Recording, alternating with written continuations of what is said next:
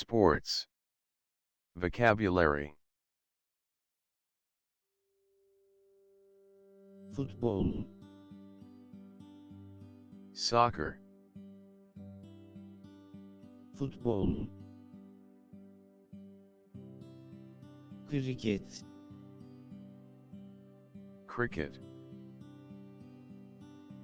kriket.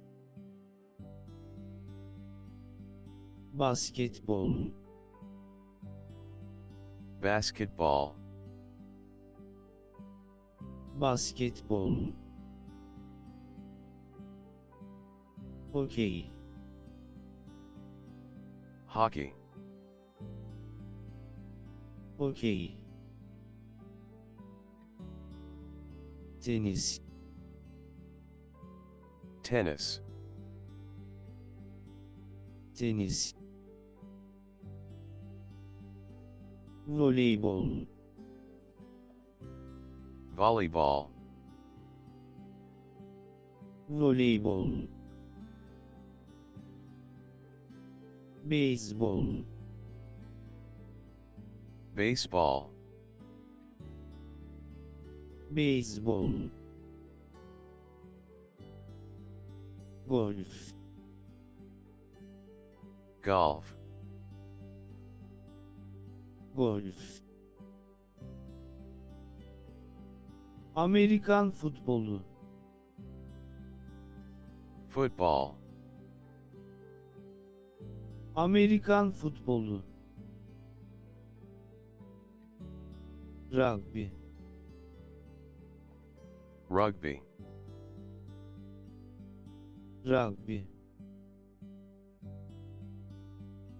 Badminton, Badminton. badminton. Atletizm, Track and field. atletizm. Yüzme, Swimming. yüzme. Boks, Boxing. boks. Bisiklet, Cycling.